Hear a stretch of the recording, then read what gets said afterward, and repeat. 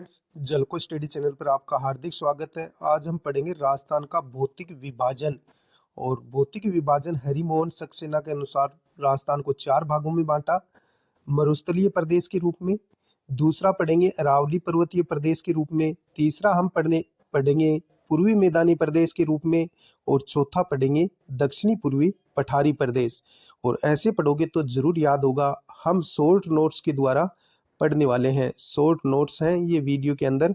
यदि आप 4th grade या पटवारी या रीट एग्जाम की तैयारी कर रहे हैं तो ये वीडियो आपके लिए यूजफुल होने वाला है। और वीडियो अच्छा लगे तो लाइक शेयर सब्सक्राइब करना ना भूलें। वीडियो स्टार्ट करते हैं। सर्वप्रथम अपना अध्याय प्रारंभ करते हैं कि इस पूरी जो पृथ्वी थी वो एक यानी कि ऐतिहासिक काल या पाषाण काल के अंदर संपूर्ण विश्व एक पिंड के रूप में था। यानी कि पूरा विश्व एक पिंड के रूप में था जिसे पेंजिया कहते थे। यानी कि पूरी पृथ्वी, पूरा जितना भी ब्रह्मांड है, ये एक पिंड के रूप में था। इसे पेंजिया कहते थे। और इसके चारों ओर सागर था, उसे पेंथालासा सागर कहते थे। इसके चारों तरफ पानी का एक सागर था जिसे पेंथालासा कहते थे। पेंजिया के 2 भाग बने, अंगारा लैंड उत्तरी भाग और गोंडवाना लैंड दक्षिणी भाग। फिर यूरेशियन और ऑस्ट्रेलियन जो प्लेटें थी वो टकराई, और टकराने के कारण यानी कि उत्तरी भाग अंगारा लैंड में बदल गया और दक्षिणी जो भाग है ये आप देख पा रहे हैं, ये तो उत्तरी भाग है और ये दक्षिणी भाग है। जब और पेंजिया के क्या हो गए, 2 भाग हो गए। जब यूरेशियन और ऑस्ट्रेलियन प्लेटें आपस में टकराई तब अंगारा लैंड उत्तरी भाग हो गया और नीचे वाला जो टुकड़ा है ये गोंडवाना लैंड यानी दक्षिणी भाग हो गया। इसके मध्य तेथिस सागर था और इसके बीच में यानी कि तेथिस सागर था जो ये आप देख पा रहे हैं।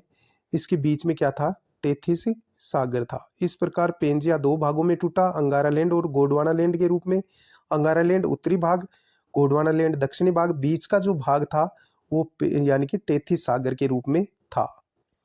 राजस्थान में गोंडवाना लैंड व तेथिस सागर के अवशेष पाए जाते हैं। इस बात को आप ध्यान में रखेंगे। राजस्थान में गोंडवाना लैंड व तेथिस सागर के अवशेष पाए जाते हैं। राजस्थान को सबसे पहले भौतिक प्रदेशों में वीसी मिश्रा ने अपनी पुस्तक राजस्थान का भूगोल में राजस्थान को 7 भागों में बांटा। किसने? वीसी मिश्रा ने। सर्वप्रथम वीसी मिश्रा ने राजस्थान के भौतिक प्रदेशों को कितने भागों में बांटा? 7 भागों में बांटा। और इन्होंने पुस्तक लिखी थी राजस्थान का भूगोल। और 7 भागों में किस किस रूप में बांटा? तो इन्होंने नाम दिए पश्चिमी शुष्क प्रदेश, दूसरा अर्ध शुष्क प्रदेश, तीसरा नहरी प्रदेश, चौथा अरावली प्रदेश, पांचवा पूर्वी कृषि औद्योगिक प्रदेश, छठा दक्षिणी पूर्वी कृषि प्रदेश और सातवां चंबल बीहड़ प्रदेश। तो इस प्रकार आप याद रखेंगे। ये बहुत बार पूछा गया है कि वीसी मिश्रा ने राजस्थान के भौतिक स्वरूप को कितने भागों में बांटा है? तो 7 भागों में बांटा राजस्थान को।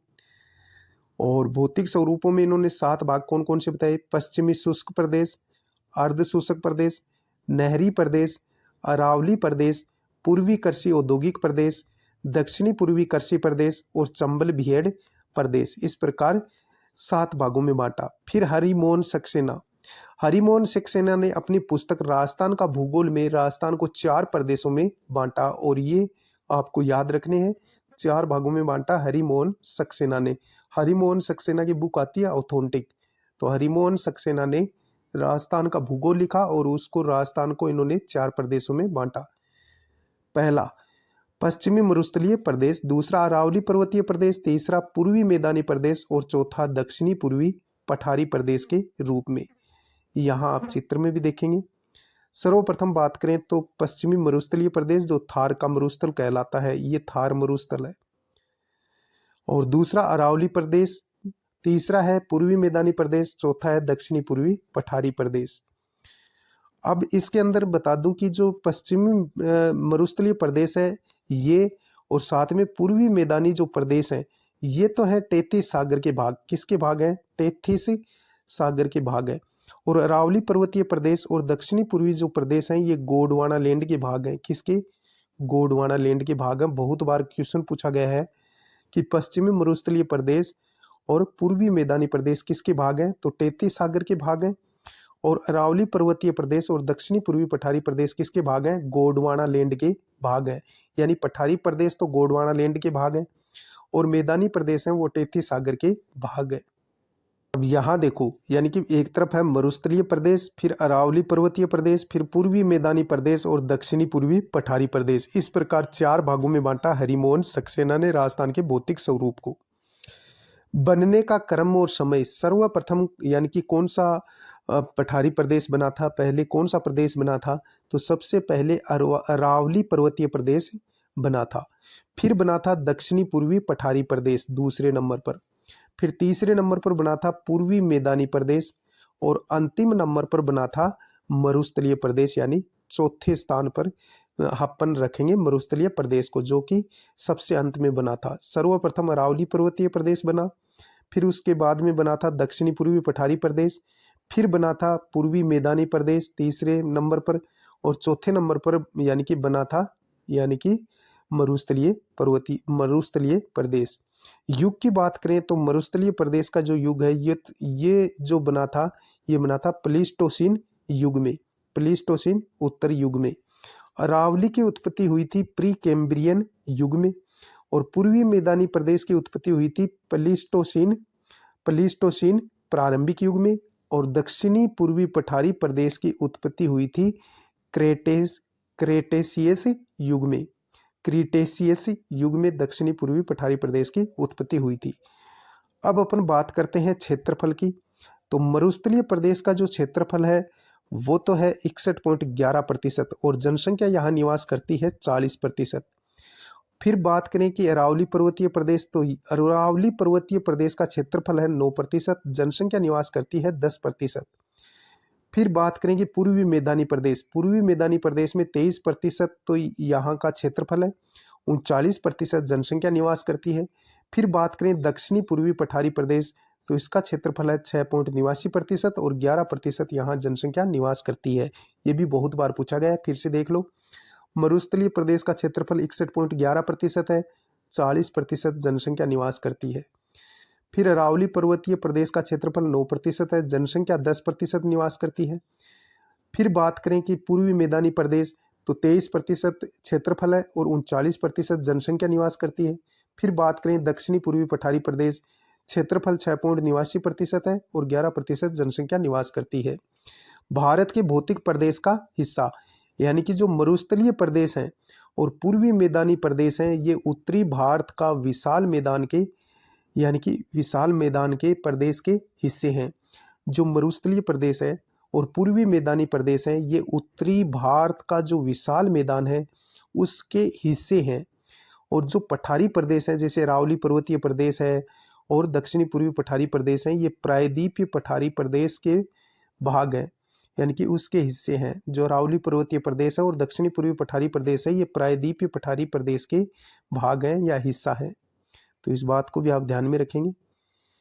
अवशेष की बात करें तो मरुस्थलीय प्रदेश में 33 सागर के अवशेष मिले हैं और पूर्वी मैदानी प्रदेश भी यानी कि 33 सागर का अवशेष है। इस बात को आप ध्यान में रखेंगे। मैंने डायग्राम में भी बताया था कि पश्चिमी मरुस्थलीय प्रदेश और पूर्वी मैदानी प्रदेश हैं, ये 33 सागर के भाग हैं, 33 सागर के भाग हैं। जबकि अरावली पर्वतीय प्रदेश और गोंडवाना जो दक्षिणी पूर्वी पठारी प्रदेश है, ये गोंडवाना लैंड के भाग हैं।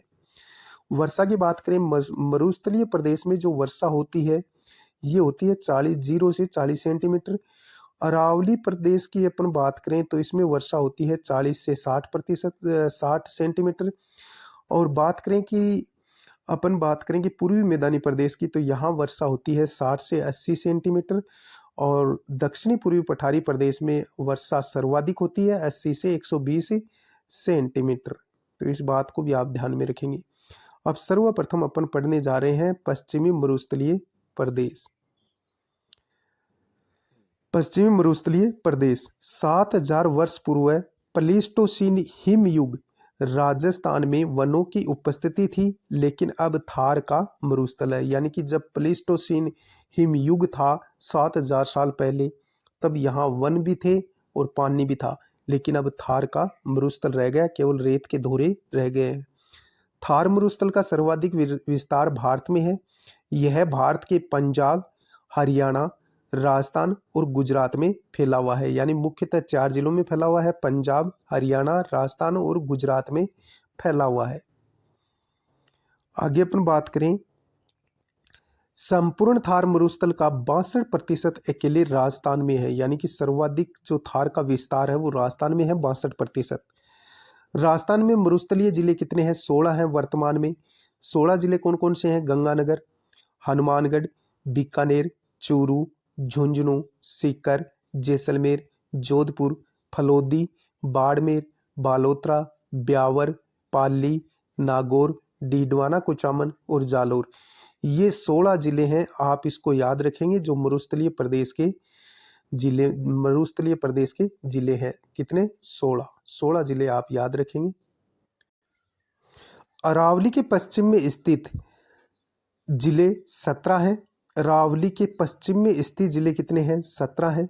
सिरोही अरावली के पश्चिम में स्थित है, लेकिन मरुस्थलीय नहीं है। इस बात को आप ध्यान में रखेंगे कि अरावली के पश्चिम में कुल जिले पूछे जाएं तो 17 जिले हैं, और सिरोही को भी शामिल कर लिया गया है कि अरावली के पश्चिम में जो जिले हैं वो 16 तो मरुस्थलीय जिले हो गए और एक सिरोही हो गया, तो ये 17 जिले हैं। सिरोही अरावली के पश्चिम में है, लेकिन मरुस्थलीय नहीं है। मरुस्थल का विस्तार लगातार पश्चिम से पूर्व की ओर हो रहा है। इस प्रकार मरुस्थल आगे से आगे बढ़ रहा है भाई, यदि पेड़ पौधे नहीं लगाए जाएंगे तो।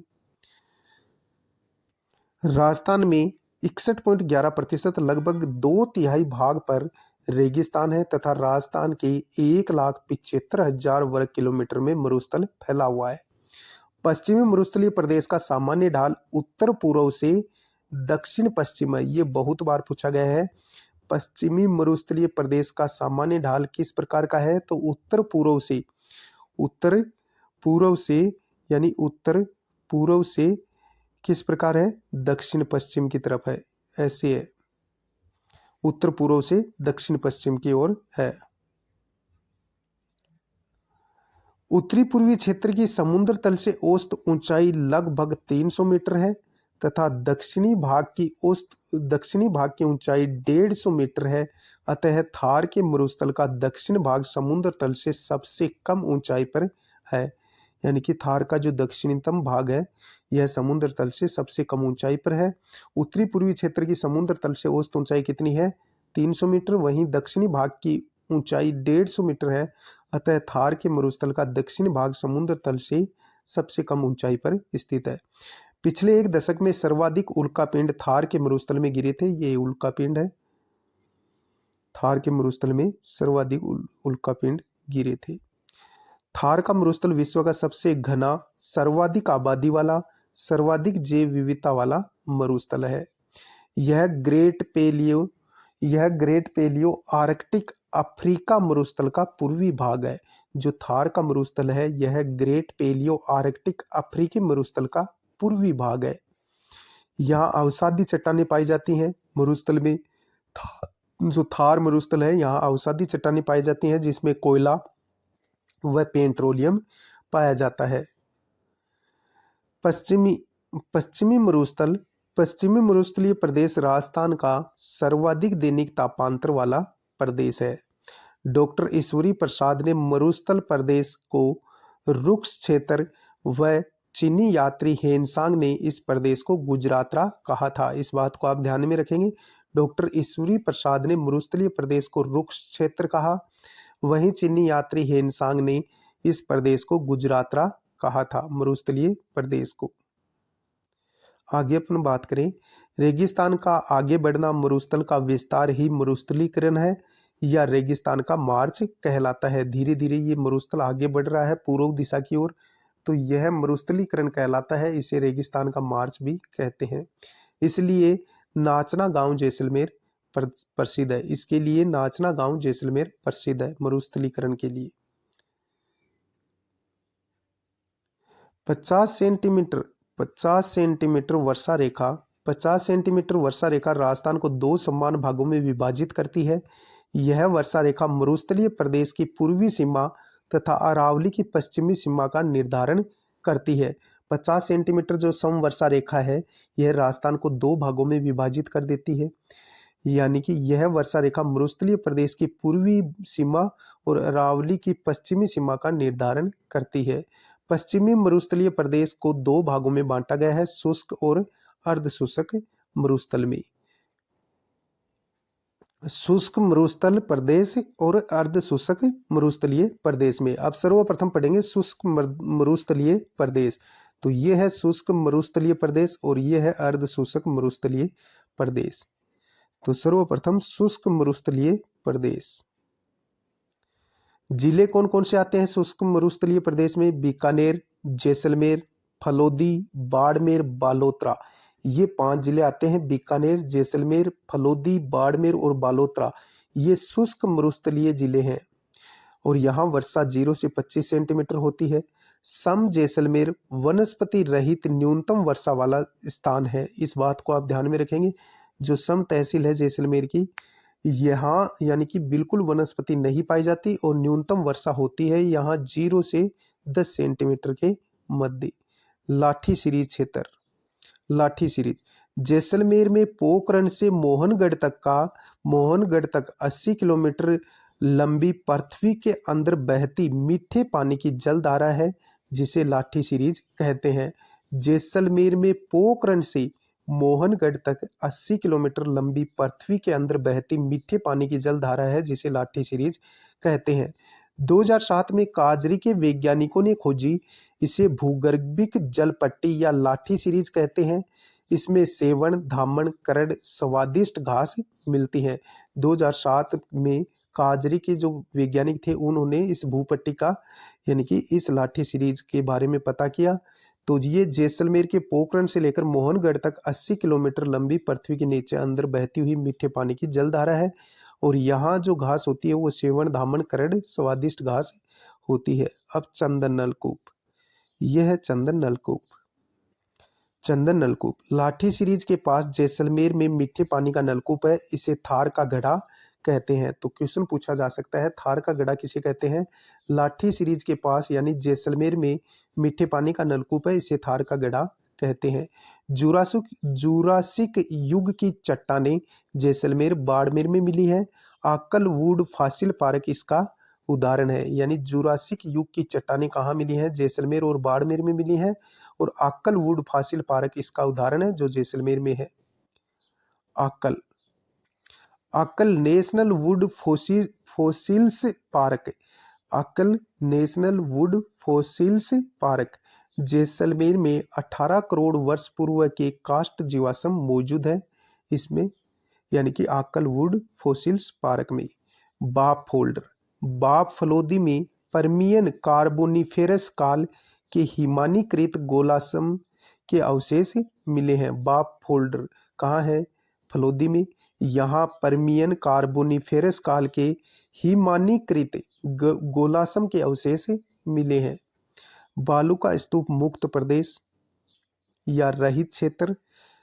बालू का स्तूप मुक्त प्रदेश या रहित क्षेत्र। फलोदी, पोखरण, जैसलमेर व बालोतरा के मध्य फैला है।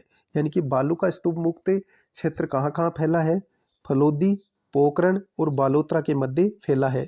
चट्टानी मरुस्थलीय भाग का टीला रहित क्षेत्र है जिसे हमादा कहते हैं। यानी कि ये चट्टानी प्रदेश है जो पोखरण, फलोदी और साथ में बालोतरा की तरफ फैला हुआ है। और इस क्षेत्र को क्या कहते हैं? इस क्षेत्र को हमादा कहते हैं क्योंकि ये चट्टानी मरुस्थल है, यहाँ टीले नहीं है।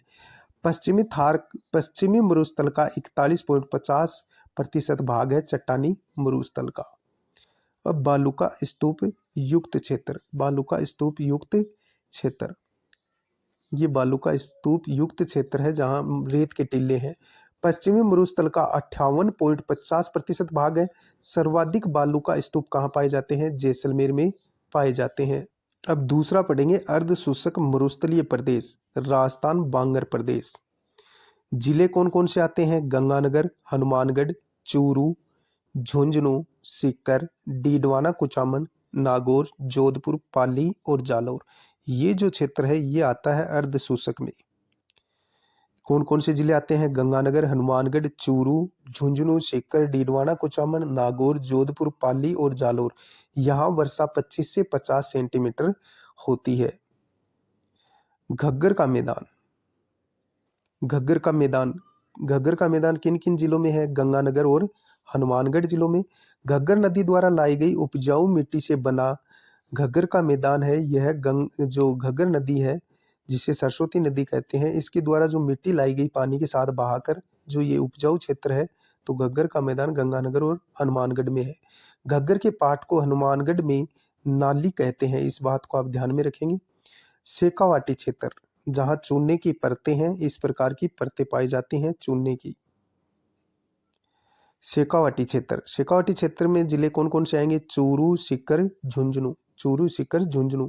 इस क्षेत्र में जमीन के नीचे चूने की परत पाई जाती है। वर्षा का जल चूने की परतों में बहता है, इसलिए इसे आंतरिक जल प्रवाही क्षेत्र कहते हैं। चूने की परत के कारण ही यहाँ अधिक गर्मी व अधिक सर्दी पड़ती है। यहाँ प्राचीन काल में नदियों द्वारा लाई गई मिट्टी जो अब अनुपजाऊ हो गई है, यानी कि यहाँ जो नदियाँ हैं वो लुप्त हो गई धीरे धीरे, तो यहाँ की मिट्टी भी क्या हो गई? अनुपजाऊ हो गई। अनुपजाऊ मिट्टी का मैदान बांगर कहलाता है, यानी कि यहाँ की जो, जैसे काटली नदी है झुंझुनू में प्रवाहित होती थी, अब वो लुप्त हो गई। तो पहले मिट्टी उपजाऊ थी, अब धीरे धीरे अनुपजाऊ होती जा रही है, इसलिए शेखावाटी क्षेत्र को बांगर प्रदेश कहते हैं। नोट, नदियों द्वारा लाई गई उपजाऊ मिट्टी खाद्र कहलाती है, इस बात को आप ध्यान में रखेंगे। नदियों द्वारा जो मिट्टी बहाकर लाई जाती है उसे क्या कहते हैं? खाद्र कहते हैं। शेखावाटी में घास के मैदान पशु चारागाह को बीड़ कहते हैं। शेखावाटी क्षेत्र की प्रमुख नदी काटली है। काटली नदी का प्रवाह क्षेत्र तोरावटी कहलाता है, वह यहाँ की पहाड़ियाँ तोरावटी की पहाड़ियाँ कहलाती हैं। शेखावाटी में वर्षा जल संग्रहण के लिए बनाए गए कच्चे कुएं को जोहड़ कहते हैं, इस बात को भी आप ध्यान में रखेंगे। अब नागौर उच्च भूमि। नागौर उच्च भूमि शेखावाटी प्रदेश व लूनी बेसिन के मध्य नागौर डीडवाना कुचामन की भूमि को ऊंची उठी हुई है, इसलिए इसे नागौर उच्च भूमि कहते हैं। नागौर उच्च भूमि शेखावाटी प्रदेश व लूनी बेसिन के मध्य स्थित है। नागौर और डीडवाना कुचामन जिले इसके अंतर्गत आते हैं, और ये भूमि है थोड़ी ऊपर उठी हुई है, इसलिए इसे नागौर उच्च भूमि कहते हैं। औसत ऊंचाई 300 से लेकर 500 मीटर तक है। इस क्षेत्र में सर्वाधिक खारे पानी की झीलें सांबर, डीडवाना, कुचामन है। नागौर व अजमेर के जिले में फ्लोराइड होने के कारण फ्लोरोसिस इस प्रकार की, यानी कि कुब्बड़ निकल जाती है पीछे से, फ्लोरोसिस रोग हो जाता है, जिससे दांत पीले होना, पीठ झुक जाना, व्यक्तियों के कुब्बड़ निकलने की समस्या होती है, इसलिए इसे कुब्बड़ पट्टी कहते हैं। इस प्रकार व्यक्ति झुक जाता है। पानी में फ्लोराइड ज्यादा है नागौर और अजमेर में। बांका पट्टी हॉच बेल्ट कहा जाता है। हांच बेल्ट कहा जाता है। जायल से पुष्कर तक का क्षेत्र सर्वाधिक प्रभावित है। जो बांका पट्टी है, यानी कि जहां फ्लोराइड की मात्रा ज्यादा है, नागौर और अजमेर में सर्वाधिक प्रभावित जो क्षेत्र है वो जायल से पुष्कर तक का है। गोडवाड़ प्रदेश, यानी जिसे लूनी बेसिन भी कहते हैं, गोडवाड़ प्रदेश इसी का नाम है, लूनी बेसिन। पाली, बिलाड़ा, जोधपुर, जालोर जिले में विस्तृत है। गोडवाड़ प्रदेश लूनी बेसिन में कौन कौन से जिले आएंगे? पाली, बिलाड़ा, जोधपुर और जालोर जिले आते हैं। लूनी व उसकी सहायक नदियों द्वारा निर्मित मैदान है लूनी बेसिन, और इसे कहते हैं गोडवाड़ प्रदेश। इसे लूनी बेसिन या लूनी जवाई बेसिन कहते हैं। और लूनी है ये अजमेर के नाग पहाड़ से निकलती है। नेक्स्ट, 56 की पहाड़ियाँ। ये 56 की पहाड़ियाँ है। मोकलसर गांव बालोतरा से सिवाना तक 11 किलोमीटर लंबी 56 पहाड़ियों का समूह है। इसमें ग्रेनाइट पाया जाता है। नाकोड़ा पर्वत बालोतरा पर जैन धर्म का पार्श्वनाथ मंदिर बना है, जिसे नाकोड़ा भैरव कहते हैं। 56 की पहाड़ियाँ कहाँ हैं? मोकलसर गांव बालोतरा से सिवाना तक 11 किलोमीटर लंबी 56 पहाड़ियों का समूह है। इसमें ग्रेनाइट पाया जाता है। नाकोड़ा पर्वत बालोतरा पर जैन धर्म का पार्श्वनाथ का मंदिर बना है, जिसे नाकोड़ा भैरव कहते हैं। 56 की पहाड़ियों में पीपलूद बालोतरा में हल्देश्वर महादेव मंदिर है। 56 की जो पहाड़ियां हैं, यहाँ पीपलूद यानी कि पीपलूद बालोतरा में हल्देश्वर महादेव मंदिर है, हल्देश्वर की पहाड़ियों पर। पीपलूद बालोतरा को रेगिस्तान का माउंट आबू या राजस्थान का लघु माउंट आबू कहते हैं। पीपलूद बालोतरा को रेगिस्तान का माउंट आबू या राजस्थान का लघु माउंट आबू कहते हैं। सेंदड़ा ब्यावर, सेंदड़ा ब्यावर में सर्पाकार चट्टानें मौजूद है। मालानी आग्नेय शैल समूह है। मुख्यतः सिवाना, बालोतरा व जालोर में ग्रेनाइट तथा ज्वालामुखी रायोलाइट्स चट्टानों का निर्माण करते हैं। ये पहाड़ियां गुंबदाकार या इंसेल बर्ग रेगिस्तानी क्षेत्रों में ढालनुमा पाए जाने वाली खड़ी चट्टानें होती हैं के रूप में पाई जाती हैं। मालानी आग्नेय शैल समूह है जो मुख्यतः कहाँ पाई जाती हैं? सिवाना, बालोतरा व जालोर में ग्रेनाइट तथा ज्वालामुखी रायोलाइट्स चट्टानों का निर्माण करते हैं। ये पहाड़ियां गुंबदाकार या इंसेल बर्ग यानी रेगिस्तानी क्षेत्रों में ढालनुमा पाए जाने वाली खड़ी चट्टानें के रूप में पाई जाती है। इन शैलों के आधार पर जालोर, सांचौर में ग्रेनाइट उद्योग खूब पनपा है। आबू पर्वत भी मुख्यतः ग्रेनाइट से बना है। अब बालू का स्तूप। बालू का स्तूप इस प्रकार के होते हैं। बालू का स्तूप रेत के टीले हैं जिन्हें धोरे भी कहते हैं। बालू का स्तूप मुख्य रूप से मरुस्थल में मिट्टी के अपर्दन निक्षेपण से बनते हैं। गतिशील धोरों को जैसलमेर में धरियन कहते हैं। बालू का स्तूप के प्रकार 9 प्रकार बताए गए हैं। मुख्यतः बालू का स्तूपों के 9 प्रकार हैं। कितने? 9 प्रकार के बताए गए हैं। पवन की गति के अनुसार अनुदैर्ध्य या पवनानुवर्ती बालू का स्तूप पवनों के समानांतर या अनुदिश बनते हैं। इन्हें रेखीय बालू का स्तूप भी कहते हैं। ये इस प्रकार के बनते हैं। पवन की गति के अनुसार अपन बात करें तो अनुदैर्ध्य या पवनानुवर्ती बालू का स्तूप, जिसमें यानी कि ये क्या होते हैं? पवनों के समानांतर, हवा के समानांतर या अनुदिश बनते हैं। इन्हें रेखीय बालू का स्तूप कहते हैं। ये बालू का स्तूप द्वजदती नदी घाटी में मिलते हैं। सर्वाधिक जैसलमेर, बाड़मेर में मिलते हैं। दूसरा आता है अनुप्रस्थ बालू का स्तूप। इस प्रकार के होते हैं अनुप्रस्थ बालू का स्तूप। पवनों की दिशा के समकोण लंबवत बनने वाला बालू का स्तूप यानी कि अनुप्रस्थ बालू का स्तूप कहलाता है। अनुप्रस्थ बालू का स्तूप क्या है? पवनों की दिशा के समकोण बनते हैं या लंबवत बनने वाला बालू का स्तूप है, वो अनुप्रस्थ बालू का स्तूप कहलाता है। पुंगल, बीकानेर के चारों ओर सूरतगढ़, गंगानगर, चूरू, झुंझुनू जिलों में मिलते हैं। अगला है अवरोधी बालू का स्तूप। अवरोधी बालू का स्तूप ये इस प्रकार के बनते हैं। ये किसी अवरोध, झाड़ी, पेड़, पहाड़ी के कारण बनते हैं। पुष्कर नाग पहाड़ में मिलते हैं।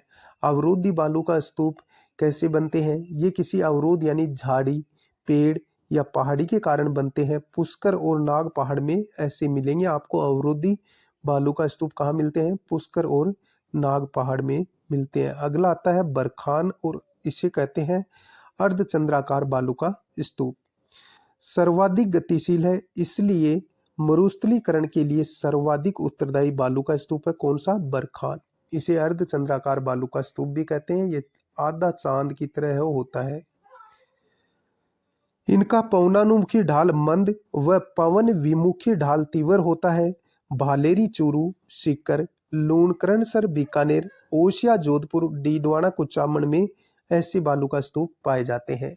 बरखान या अर्धचंद्राकार बालू का स्तूप सर्वाधिक गतिशील है, इसलिए मरुस्थलीकरण के लिए सर्वाधिक उत्तरदायी बालू का स्तूप है। इसका पवनानुमुखी ढाल मंद और पवन विमुखी ढाल तीव्र होता है। भालेरी, चूरू, सीकर, लोणकरणसर, बीकानेर, ओसिया, जोधपुर, डीडवाना, कुचामन में पाए जाते हैं। आकृति के आधार पर अपन बात करें तो सर्वप्रथम सीप इस प्रकार के बालू का स्तूप होते हैं। आकृति के आधार पर सीप अनुदैर्ध्य बालू का स्तूप है। पवन की दिशा के समानांतर विकसित होते हैं। यह अनुदैर्ध्य बालू का स्तूप है सीप, और यह पवन की दिशा के समानांतर विकसित होते हैं इसी प्रकार। अगला आता है पैराबोलिक या परवलयाकार बालू का स्तूप। ये इस प्रकार के बनते हैं भाई। हवा के रुख के विपरीत अंग्रेजी के यू आकार में विकसित होते हैं। राजस्थान में सर्वाधिक पैराबोलिक बालू का स्तूप मिलते हैं, जो जैसलमेर में सर्वाधिक मिलते हैं पैराबोलिक बालू का स्तूप। इस बात को आप ध्यान में रखेंगे। फिर अगला आता है तारा बालू का स्तूप। तारे की आकृति का होता है ये इस प्रकार का होता है तारा बालू का स्तूप। हवा अपनी दिशा बार बार बदलती है।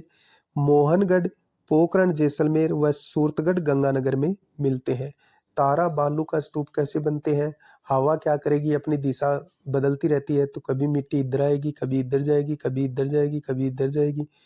तो इस प्रकार ये तारा बालू का स्तूप बन जाते हैं तारे की आकृति जैसी। तारा बालू का स्तूप कहाँ पाए जाते हैं? मोहनगढ़, पोखरण, जैसलमेर में और सूरतगढ़ गंगानगर में मिलते हैं।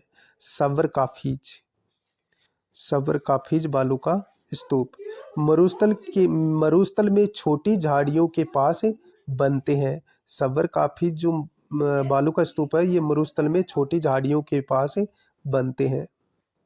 अब महत्वपूर्ण शब्दावली। इरग, इरग क्या है? रेतीला मरुस्थल जहाँ बालू ही बालू हो उसे इरग कहते हैं। यानी कि रेतीला जो मरुस्थल होता है उसे इरग कहते हैं, जहाँ बालू के टीले टीले हो। इसे महान मरुस्थल भी कहते हैं। राजस्थान में सर्वाधिक जैसलमेर में पाए जाते हैं। हमादा चट्टानी मरुस्थल को कहते हैं। हमादा पथरीला मरुस्थल जहाँ छोटी पहाड़ियाँ और चट्टानें हो, वह हमादा कहलाता है। पोखरण, फलोदी और बालोतरा के मध्य बालू का स्तूप मुक्त प्रदेश है, जिसे हमादा कहते हैं। रेग क्या होता है? रेग होता है मिश्रित मरुस्थल, यानी बालू रेत और कहीं कहीं कंकड़ पत्थर होता है। यानी कहीं तो बालू रेत मिलेगी आपको, कहीं कहीं कंकड़ पत्थर मिलेंगे, उसे रेग कहते हैं। पलाया, पलाया क्या होती हैं? झीलें होती हैं। खारे पानी की बड़ी झीलें, जो खारे पानी की जो बड़ी बड़ी झीलें होती हैं वो पलाया कहलाती हैं। थार के मरुस्थल में पानी भरने से भूमि की लवणता के कारण इसका जल खारा हो जाता है। रण या टाट, रण या टाट बालू का स्तूपों के मध्य वर्षा का जल लवणीय दलदल बन जाता है, जिसे रण या टाट कहते हैं। सर्वाधिक जैसलमेर में पाए जाते हैं। तल्ली या पोखर, तल्ली या पोखर तालाब, जो छोटा तालाब होता है उसे पोखर कहते हैं। रेगिस्तान में, रेगिस्तान के गड्ढों में वर्षा का मीठा पानी एकत्रित हो जाता है, जिसे तल्ली या पोखर कहते हैं। मरहो, मरहो तल्ली और पोखर का जल सूखने के बाद उपजाऊ मिट्टी मरहो कहलाती है। इसमें की जाने वाली कृषि खड़ीन कहलाती है। खड़ीन कृषि पालीवालों द्वारा जैसलमेर में शुरू की गई थी, लगभग 1500 ईस्वी के आसपास। अगला आता है बालासन, ये झील है।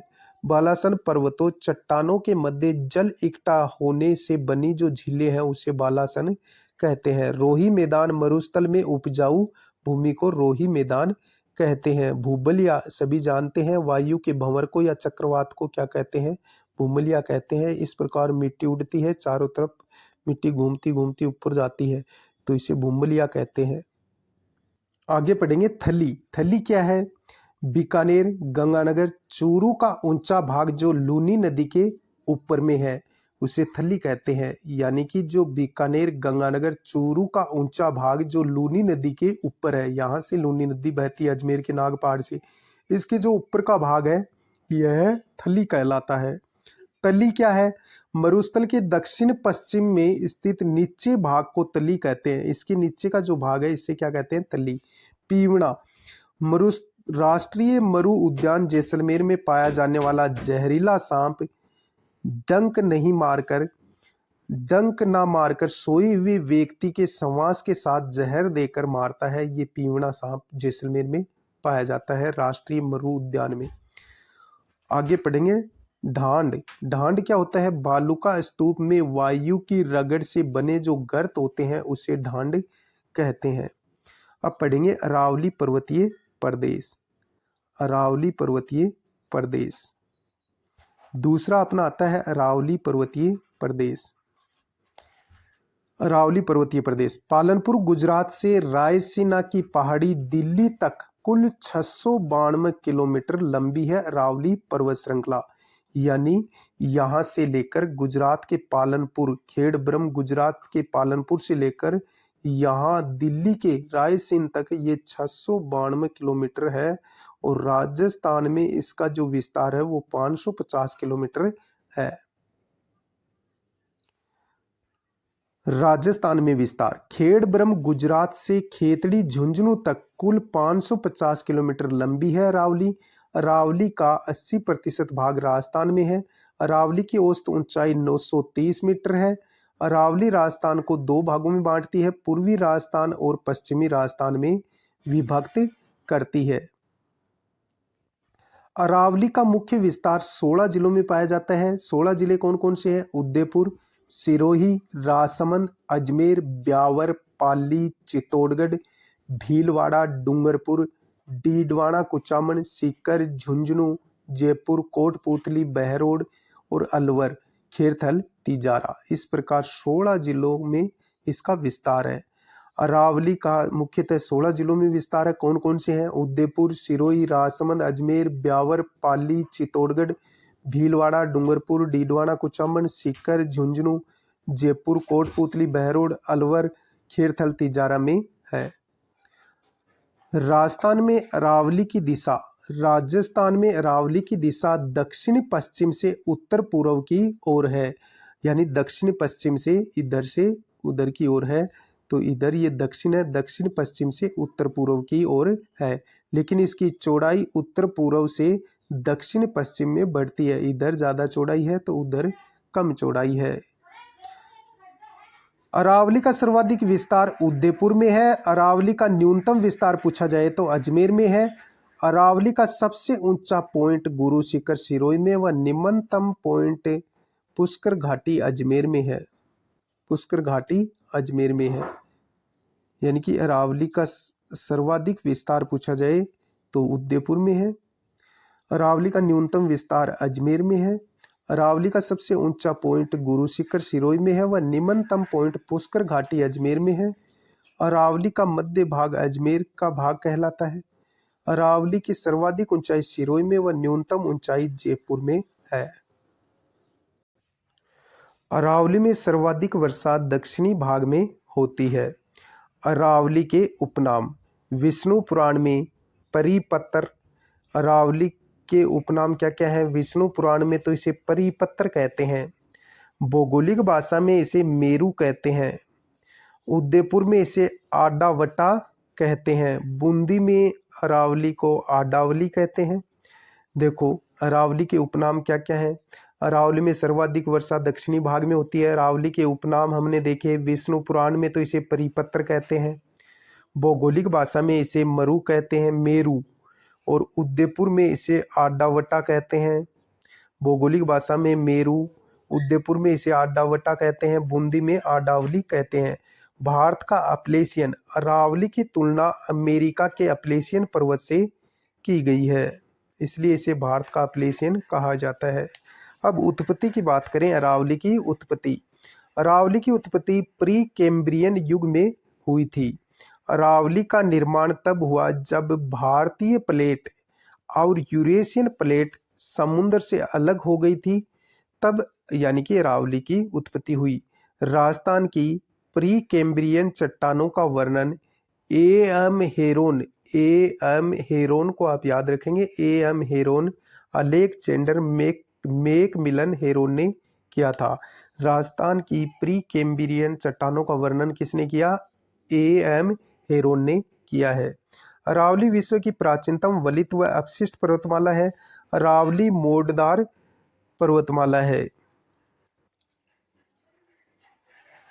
अरावली पर्वतमाला का उद्गम अरब सागर के मिनिकॉय द्वीप लक्षद्वीप से माना जाता है। अरावली पर्वतमाला का उद्गम अरब सागर के मिनिकॉय द्वीप लक्षद्वीप से माना जाता है। अरावली पर्वत की मूल जड़ अरब सागर से शुरू होने के कारण अरब सागर को अरावली का पिता कहते हैं। अरावली की विशेषता देखेंगे।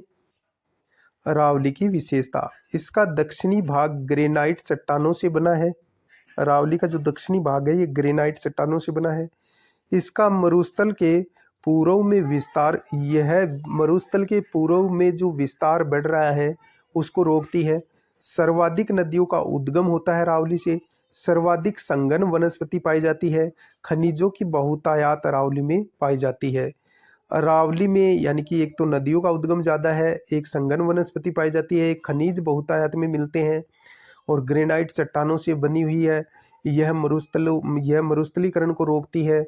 अरावली को भारत की महान जल विभाजक रेखा कहा जाता है। यह अरब सागर व बंगाल की खाड़ी की नदियों को अलग करती है। अरावली को भारत की महान जल विभाजक रेखा कहा जाता है। यह अरब सागर तथा बंगाल की खाड़ी की नदियों को अलग करती है। अरावली थार के मरुस्थल को चंबल की घाटी से अलग करती है। अरावली थार के रेगिस्तान को चंबल की घाटी से अलग करती है। अरावली को 3 भागों में विभाजित किया गया है। उत्तरी अरावली अरावली को 3 भागों में विभाजित किया गया है। उत्तरी अरावली, मध्य अरावली और दक्षिणी अरावली। उत्तरी अरावली अलवर, खेरथल, तिजारा, सीकर, झुंझुनू, जयपुर, दौसा और कोटपूतली, बहरोड, ये जिले उत्तरी अरावली में आते हैं। अलवर, खेरथल, तिजारा, सीकर, झुंझुनू, जयपुर, दौसा, कोटपूतली, बहरोड। उत्तरी अरावली की चोटियां। सबसे ऊंची चोटी है रघुनाथगढ़, सीकर में है, 1055 मीटर ऊंची है। उत्तरी अरावली की सबसे ऊंची चोटी कौन सी है? रघुनाथगढ़ है, जो सीकर में है, 1055 मीटर है। दूसरी है मालखेत, ये भी सीकर में है, इसकी ऊंचाई 1052 मीटर है। तीसरी है लोहागल, यह झुंझुनू में है, इसकी ऊंचाई 1051 मीटर है। चौथी है भोजगढ़, ये भी झुंझुनू में है, इसकी ऊंचाई 997 मीटर है।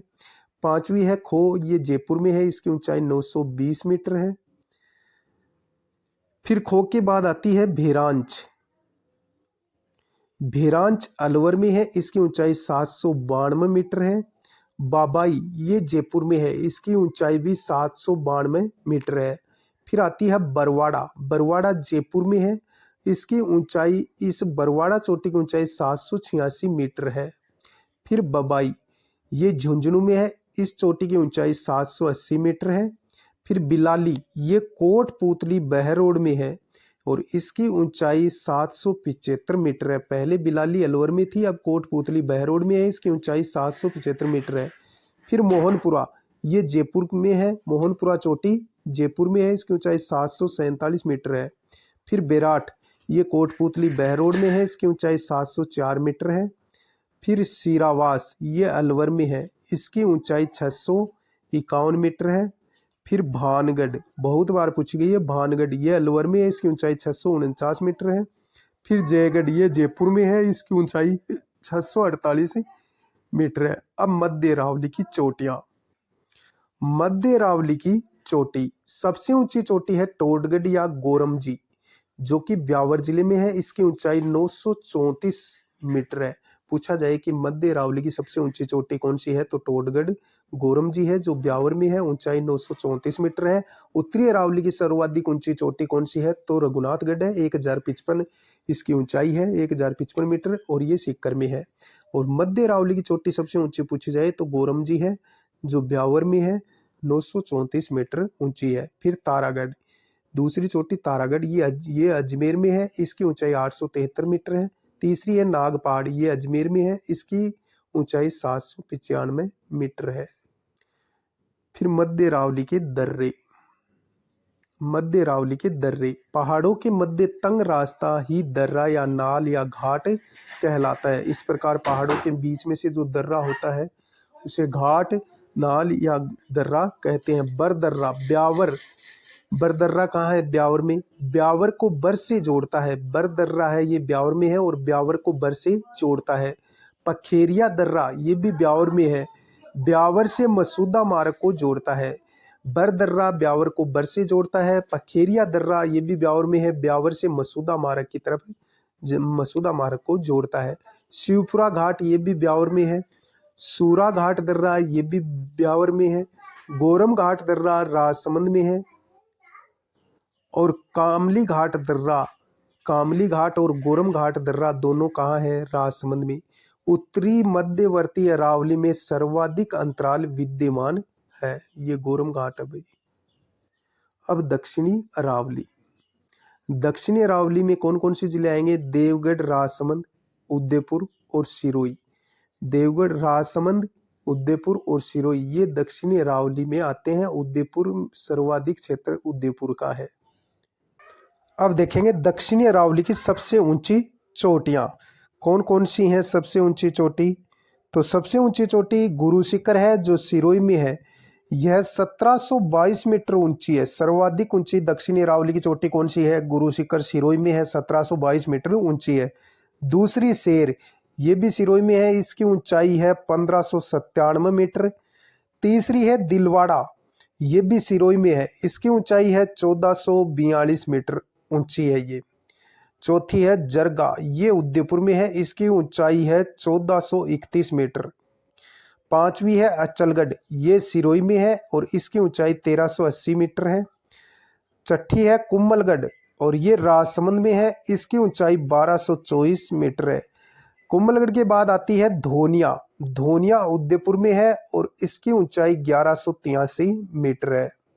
फिर ऋषिकेश, ऋषिकेश सिरोही में है और इसकी ऊंचाई 1017 मीटर है। फिर कमलनाथ, ये उदयपुर में है, इसकी ऊंचाई 1001 मीटर ऊंची है, तो कमलनाथ उदयपुर में। फिर आती है सज्जनगढ़, कमलनाथ के बाद आती है सज्जनगढ़। सज्जनगढ़, सज्जनगढ़ भी उदयपुर में है और इसकी ऊंचाई है 938 मीटर। फिर आती है सायरा, सायरा उदयपुर में है और इसकी ऊंचाई है 900 मीटर। फिर आती है लीलागढ़, ये भी उदयपुर में है, इसकी ऊंचाई है 774 मीटर। फिर आती है डोरा पर्वत, डोरा पर्वत जालोर में है, इसकी ऊंचाई 869 मीटर है। फिर आती है नागपानी, ये उदयपुर में है, इसकी ऊंचाई 867 मीटर है। फिर आती है गोगुंदा, गोगुंदा उदयपुर में है, इसकी ऊंचाई 840 मीटर है। फिर आती है इसराना भाकर, ये जालोर में है, इसकी ऊंचाई 839 मीटर है। फिर आती है रोजा बाखर, ये भी जालोर में है, इसकी ऊंचाई 730 मीटर है। फिर आती है झारोला बाखर, ये जालोर में है, इसकी ऊंचाई 588 मीटर है। आगे अपन देखें मुख्य पॉइंट। अरावली की सबसे ऊंची चोटी गुरु शिखर माउंट आबू सिरोही में है। कर्नल जेम्स टोड ने गुरु शिखर को संतों का शिखर कहा और हिंदू ओलंपस की संज्ञा दी। हिंदू ओलंपस भी कहा है गुरु शिखर को। गुरु शिखर का नाम दत्तात्रेय ऋषि के नाम पर ही गुरु शिखर पड़ा था। दत्तात्रेय के नाम पर ही गुरु शिखर पड़ा था। इसकी ऊंचाई 1722 मीटर है, लेकिन इस पर दत्तात्रेय ऋषि का 5 मीटर ऊंचा मंदिर बना है। दक्षिणी अरावली के दर्रे कौन कौन से हैं? दक्षिणी अरावली के दर्रों की अपन बात करें तो दक्षिणी अरावली के दर्रे, फुलवारी की नाल, फुलवारी की नाल उदयपुर में है, यह राजस्थान की सबसे बड़ी नाल है। यानी दक्षिणी अरावली का दर्रा है फुलवारी की नाल, जो कि उदयपुर में है, यह राजस्थान की सबसे बड़ी नाल है फुलवारी की नाल। केवड़ा की नाल, ये भी कहाँ है? उदयपुर में। देबारी दर्रा, ये भी कहाँ है? उदयपुर में। हाथी दर्रा, ये भी उदयपुर में है, यह पीडवाड़ा सिरोही से उदयपुर की ओर जाने वाले मार्ग पर स्थित है। हाथी दर्रा कहाँ है? उदयपुर में। यह पीडवाड़ा सिरोही से उदयपुर की ओर जाने वाले मार्ग पर स्थित है। अगला आता है हाथी गुड्डा की नाल, कुम्भलगढ़ जिले के पास राजसमंद जिले में स्थित है। यह पाली को राजसमंद से जोड़ता है। हाथी दर्रा उदयपुर में है, यह पीडवाड़ा सिरोही से उदयपुर की ओर जाने वाले मार्ग पर स्थित है। हाथी गुड्डा की नाल कुम्भलगढ़ किले के पास राजसमंद में स्थित है, यह पाली को राजसमंद से जोड़ता है। सोमेश्वर की नाल, सोमेश्वर की नाल कहाँ है? पाली में। और देसूरी की नाल कहाँ है? ये भी पाली में। तो सोमेश्वर और देसूरी की नाल कहाँ है? पाली में, याद रखेंगे। अब यहाँ से प्रश्न पूछे जाते हैं प्रमुख पहाड़ियाँ। गिरवा किसे कहते हैं? उदयपुर के चारों ओर तर्त्री नुमा पहाड़ियों को क्या कहते हैं? गिरवा। तो गिरवा पहाड़ियाँ कहाँ हैं? उदयपुर में। उदयपुर के चारों ओर जो तस्त्री नुमा पहाड़ियाँ हैं उसे गिरवा कहते हैं। बाकर, बाकर सिरोही में है। सिरोही की तीव्र ढाल वाली पहाड़ियों को बाकर कहते हैं। सिरोही की जो तीव्र ढाल वाली पहाड़ियाँ हैं उसे क्या कहते हैं? बाकर। देश हैरो, उदयपुर में जरगा व रागा की पहाड़ियाँ जो वर्ष भर हरी भरी रहती हैं उसे देश हैरो कहते हैं। उदयपुर की जरगा व रागा की पहाड़ियाँ जो वर्ष भर हरी भरी रहती है उसे क्या कहते हैं? देश हैरो। मेवल क्या है? डूंगरपुर बांसवाड़ा के मध्य का पठारी भाग मेवल कहलाता है। डूंगरपुर और बांसवाड़ा का जो पठारी भाग है वो मेवल कहलाता है। मेरवाड़ा पहाड़ियाँ, ब्यावर अजमेर की पहाड़ियों को मेरवाड़ा पहाड़ियाँ कहते हैं। ये पहाड़ियाँ मेवाड़ को मारवाड़ से अलग करती हैं। धोसी पहाड़ी, यह झुंझुनू में है, 740 मीटर ऊंची है। धोसी पहाड़ी कहाँ है? झुंझुनू में, 740 मीटर ऊंची है। हर्ष की पहाड़ी सीकर में है, 820 मीटर ऊंची है। इस पर हर्षनाथ मंदिर बना है। उद्यनाथ पर्वत कहाँ है? अलवर में। मालानी पहाड़ी बाड़मेर जालोर में मालानी पहाड़ियाँ स्थित है। फिर से देखो, उद्यनाथ पर्वत कहाँ है? अलवर में। मालानी पहाड़ियाँ कहाँ हैं? बाड़मेर जालोर में। आडा वाला पर्वत बूंदी में है। और मोडा पहाड़ कहाँ है? झुंझुनू में। मगरा, अरावली से अलग अपशिष्ट जो पहाड़ियाँ हैं उसे मगरा कहते हैं। अब पढ़ेंगे पूर्वी मैदानी प्रदेश। पूर्वी मैदानी प्रदेश, पूर्वी मैदानी प्रदेश में कौन कौन से जिले आते हैं ये अपन देखने वाले हैं। तो पूर्वी मैदानी प्रदेश, ये है पूर्वी मैदानी प्रदेश। अरावली पर्वतीय प्रदेश को हमने पढ़ लिया है, ये अरावली पर्वतीय प्रदेश था, इसको पढ़ा। अब पढ़ेंगे पूर्वी मैदानी प्रदेश, जो ये नीले रंग का है ये पूर्वी मैदानी प्रदेश है। पूर्वी मैदानी प्रदेश जिले कौन कौन से आएंगे? अलवर, कोटपूतली, बहरोड, खेरथल, तिजारा, डिग, भरतपुर, जयपुर, धौलपुर, करौली, सवाई माधोपुर, भीलवाड़ा, चित्तौड़गढ़, डूंगरपुर, बांसवाड़ा और प्रतापगढ़। ये जिले आते हैं पूर्वी मैदानी प्रदेश में। कौन कौन से? अलवर, कोटपूतली, बहरोड, खेरथल, तिजारा, डिग, भरतपुर, जयपुर, धौलपुर, करौली, सवाई माधोपुर, भीलवाड़ा, चित्तौड़गढ़, डूंगरपुर, बांसवाड़ा और प्रतापगढ़ जिले आते हैं। पूर्वी मैदानी भाग चंबल, बनास, बाणगंगा, माही नदियों द्वारा लाई जलोढ़ दोमट मिट्टी से बना है। पूर्वी मैदानी भाग चंबल, बनास, बाणगंगा, माही नदियों द्वारा लाई गई जलोढ़ मिट्टी या दोमट मिट्टी से बना है। जलोढ़ मिट्टी को ही दोमट मिट्टी कहते हैं। जो चंबल, बनास, बाणगंगा, माही नदियों द्वारा लाई गई जो मिट्टी होती है उसे जलोढ़ मिट्टी कहते हैं, उपजाऊ होती है। सर्वाधिक उपजाऊ भौतिक विभाग है पूर्वी मैदानी प्रदेश, इसलिए इसे खाद्यान्न का कटोरा भी कहते हैं पूर्वी मैदानी प्रदेश को। इसका ढाल पूर्व की ओर है। वह सर्वाधिक जनसंख्या घनत्व वाला भाग है पूर्वी मैदानी प्रदेश। पूर्वी मैदानी प्रदेश को मुख्यतः 4 भागों में विभाजित किया गया है। सर्वप्रथम भाग आता है चंबल बेसिन। सवाई माधोपुर, करौली, धौलपुर में चंबल नदी द्वारा निर्मित जो मैदान है वो चंबल बेसिन कहलाता है। सवाई माधोपुर, करौली और धौलपुर, सवाई माधोपुर, करौली, धौलपुर में चंबल नदी द्वारा निर्मित जो मैदान है वह चंबल बेसिन कहलाता है। चंबल नदी के आसपास ऊंची ऊंची उत्खात स्थलाकृति डांग कहते हैं। चंबल नदी के आसपास जो ऊंची नीचे जो उत्खात स्थलाकृति होती है, यानी कि भूमि में कहीं कहीं गड्ढे, कहीं समतल, इस प्रकार की भूमि होती है उसे डांग कहते हैं। चंबल नदी के जो आसपास का क्षेत्र है वहाँ ऐसी भूमि पाई जाती है। सर्वाधिक डांग भूमि करौली में है, इसलिए करौली को डांग की रानी कहते हैं। सर्वाधिक डांग भूमि कहाँ है? करौली में, इसलिए इसकी करौली को क्या कहते हैं? डांग की रानी। चंबल की बीहड़, चंबल नदी के प्रवाह से मिट्टी में कटाव, अवनालिका अपर्दन के कारण गहरी गहरी घाटियां बन जाती है जिसे बीहड़ कहते हैं। यह कोटा, सवाई माधोपुर और धौलपुर तक फैली हुई है। चंबल नदी के प्रवाह से मिट्टी में कटाव, अवनालिका अपर्दन के कारण गहरी गहरी घाटियां बन जाती है जिसे बीहड़ कहते हैं। यह कोटा, सवाई माधोपुर, धौलपुर तक फैली है। अब दूसरा 56 बेसिन या माही बेसिन का मैदान। माही नदी प्रवाह क्षेत्र जिसमें बांसवाड़ा, प्रतापगढ़, डूंगरपुर जिले आते हैं।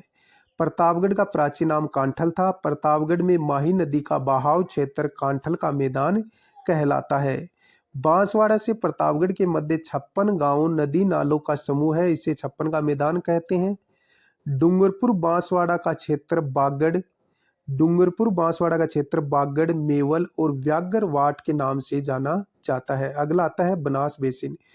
बनास नदी व उसकी सहायक नदियों द्वारा निर्मित मैदान बनास बेसिन कहलाता है। इसका ढाल पूर्व की ओर है। ये बनास बेसिन है भाई। जलोढ़ मिट्टी पाई जाती है बनास बेसिन में। जो कृषि के लिए उपयुक्त है। औसत ऊंचाई 280 से 500 मीटर है। बनास बेसिन का उत्तरी पूर्वी भाग मालपुरा करौली के नाम से जाना जाता है। यानी बनास बेसिन की जो औसत ऊंचाई है वो 280 से लेकर 500 मीटर है। बनास बेसिन का उत्तरी पूर्वी भाग मालपुरा करौली के नाम से जाना जाता है। यह टोंक सवाई माधोपुर करौली में फैला हुआ है। बनास बेसिन का जो भाग है वो टोंक सवाई माधोपुर और करौली में फैला हुआ है। इस क्षेत्र को एएम हेरोन ने तृतीय पेनी प्लेन नाम दिया है। दक्षिणी पूर्वी जो मैदानी प्रदेश है इसमें बनास बेसिन को एएम हेरोन ने तृतीय पेनी प्लेन नाम दिया है। जहाजपुर भीलवाड़ा का क्षेत्र खेराड़ व मालपुरा टोंक का क्षेत्र माल खेराड़ कहलाता है। अगला आता है बाणगंगा बेसिन। ये बाणगंगा बेसिन है। बाणगंगा नदी के बहाव क्षेत्र का मैदान जो जयपुर, दौसा, डिग, भरतपुर जिलों में पाया जाता है। बाणगंगा नदी के बहाव क्षेत्र का मैदान जो जयपुर, दौसा, डिग, भरतपुर जिलों में पाया जाता है। अब अपना अंतिम आ जाता है दक्षिणी पूर्वी पठारी प्रदेश। यह है दक्षिणी पूर्वी पठारी प्रदेश जो कि गोंडवाना लैंड का भाग है। हाड़ौती का पठार भी कहते हैं। दक्षिणी पूर्वी पठारी प्रदेश को हाड़ौती का पठार भी कहते हैं जो कोटा, बूंदी, बारा, झालावाड़ का क्षेत्र इसके अंतर्गत आता है। यह मध्य प्रदेश में स्थित मालवा के पठार का उत्तरी भाग है। कौन सा? दक्षिणी पूर्वी पठारी प्रदेश मध्य प्रदेश में स्थित मालवा के पठार का उत्तरी भाग है। औसत ऊंचाई की बात करें दक्षिणी पूर्वी पठारी प्रदेश की औसत ऊंचाई है 500 मीटर। जिले कौन कौन से आएंगे? कोटा, बूंदी, बारा, झालावाड़ इसके अंतर्गत जिले आते हैं। हाड़ौती पठार को मुख्यतः दो भागों में बांटा गया है, विंध्यन कगार भूमि और ढक्कन लावा पठार। हाड़ौती का जो पठार है इसको भी दो भागों में बांटा गया है, विंध्यन कगार भूमि और ढक्कन लावा पठार। विंध्यन कगार भूमि, यहाँ चित्र में देखो, ये है विंध्यन कगार भूमि और ये है मालवा का पठार इधर मध्य प्रदेश में। तो विंध्यन कंगार भूमि करौली, धौलपुर, सवाई माधोपुर में फैली हुई है। ये क्वेश्चन भी पूछा गया है कि विंध्यन कंगार भूमि कहाँ फैली हुई है? करौली, धौलपुर, सवाई माधोपुर में फैली हुई है। चंबल व बनास नदी के मध्य का भाग है। विंध्यन कंगार भूमि चंबल व बनास नदी के मध्य का भाग है। बलुआ पत्थर से निर्मित है विंध्यन कंगार भूमि। महान सीमा भ्रंश, ये क्वेश्चन भी पूछा गया है। महान सीमा भ्रंश, ग्रेट बाउंड्री फॉल्ट। अरावली पर्वतमाला व विंध्याचल पर्वत का मिलन स्थल होने के कारण महान सीमा भ्रंश कहते हैं। अरावली पर्वतमाला और विंध्याचल पर्वत का मिलन स्थल होने के कारण इसे महान सीमा भ्रंश कहते हैं। अरावली के पूर्व में स्थित है। बूंदी, सवाई माधोपुर, करौली, धौलपुर, कोटा, चित्तौड़गढ़ में फैला है। अरावली के पूर्व में स्थित है महान सीमा भ्रंश जो कि बूंदी, सवाई माधोपुर, करौली, धौलपुर, कोटा और चित्तौड़गढ़ में फैला है। अगला आता है ढक्कन लावा पठार। यह है ढक्कन लावा पठार। ढक्कन लावा पठार कोटा, बूंदी, बारा, झालावाड़ में फैला है। यहाँ बूंदी की पहाड़ियों का सर्वोच्च शिखर सतूर है। वह बूंदी के प्रमुख दर्रे लाखेरी दर्रा, रामगढ़, खटगढ़ दर्रा और जेतावास दर्रा है। ढक्कन लावा पठार कहाँ स्थित है? कोटा, बूंदी, बारा, झालावाड़ में फैला हुआ है। यहाँ बूंदी की पहाड़ियों का सर्वोच्च शिखर सतूर है। वह बूंदी के प्रमुख दर्रे लाखेरी दर्रा, रामगढ़, खटगढ़ दर्रा और जेतावास दर्रा है। अगला आता है मुकुंदरा की पहाड़ियाँ। कोटा और झालावाड़ जिलों में फैली हुई है लेकिन सर्वाधिक कोटा में फैली हुई है। कोटा सर्वाधिक झालावाड़ जिले में विंध्याचल पर्वतमाला का ही विस्तार है। तो मुकुंदरा की पहाड़ियाँ कहाँ हैं? कोटा और झालावाड़ में, सर्वाधिक कोटा में स्थित है। आगे देखो शाहाबाद उच्च क्षेत्र, बारा में है। शाहाबाद उच्च क्षेत्र कहाँ है? बारा में। रामगढ़ बारा के पास घोड़े के नाल की आकृति यानी हॉर्स शू आकार की पर्वत श्रेणी है जिसके मध्य राजस्थान में एकमात्र उल्कापिंड गिरने से बनी झील है भाई, ये रामगढ़ 12 में उल्कापिंड के गिरने से झील बनी है। शाहबाद उन क्षेत्र 12 में है। रामगढ़ 12 के पास घोड़े के नाल की आकृति होर्सू आकार की पर्वत श्रेणी है, जिसके मध्य राजस्थान में एकमात्र उल्कापिंड गिरने से झील बनी है। विश्व भू विरासत ने क्रेटर के रूप में मान्यता दी है। दंग गंगधर उच्च भूमि झालावाड़ का पठारी भाग। अब राजस्थान के प्रमुख पठार देख लेते हैं। उड़िया का पठार सर्वाधिक ऊंचा है, जो कि 1360 मीटर ऊंचा है और ये सिरोही में है। राजस्थान का सबसे ऊंचा पठार है, 1360 मीटर ऊंचा है, गुरु शिखर के नीचे स्थित है। अगला आता है भोराट का पठार। भोराट का पठार 1225 मीटर ऊंचा है, गोगुंदा उदयपुर से कुम्मलगढ़ राजसमंद के मध्य स्थित है। भोराट का पठार गोगुंदा उदयपुर से कुम्मलगढ़ राजसमंद के मध्य स्थित है और 1225 मीटर ऊंचा है। राजस्थान का दूसरा ऊंचा पठार है। भोराट पठार की सबसे ऊंची चोटी जरगा है। अगला आता है आबू का पठार। आबू का पठार सिरोही में है। राजस्थान का तीसरा ऊंचा पठार है, जो कि 1200 मीटर ऊंचा है, जिस पर राजस्थान का सबसे ऊंचा शहर माउंट आबू है। तो आबू का पठार सिरोही में है। राजस्थान का तीसरा ऊंचा पठार है, 1200 मीटर ऊंचा है, जिस पर राजस्थान का सबसे ऊंचा शहर माउंट आबू है। अगला आता है मेसा का पठार, और मेसा का पठार 620 मीटर ऊंचा है। चित्तौड़गढ़ दुर्ग इसी पर स्थित है। अगला आता है लसाड़िया का पठार। लसाड़िया का पठार सलूम्बर में है, जैसमंद झील के पूर्वी भाग में स्थित है। अगला आता है उपरमाल का पठार। भैंसरोडगढ़ चित्तौड़गढ़ से बिजोलिया भीलवाड़ा तक का जो पठारी भाग है वह उपरमाल का पठार कहलाता है। हाड़ौती के पठार का ही भाग है। उपरमाल का पठार भैंसरोडगढ़ चित्तौड़गढ़ से लेकर बिजोलिया भीलवाड़ा तक जो पठारी भाग है वह उपरमाल का पठार कहलाता है। और उपरमाल का पठार हाड़ौती के पठार का ही भाग है। मानदेसरा का पठार कहाँ है? चित्तौड़गढ़ में है मानदेसरा का पठार। और अगला है भोमट का पठार। उदयपुर सलूम्बर डूंगरपुर सिरोही में फैला है, जहाँ भील जनजाति निवास करती है। भोमट का पठार जहाँ भील जनजाति निवास करती है, कहाँ फैला है? उदयपुर सलूम्बर डूंगरपुर सिरोही में फैला है। तो आज हमने भौतिक स्वरूप को पूरा पढ़ लिया। मिलते हैं नेक्स्ट वीडियो में, तब तक के लिए जय हिंद जय भारत।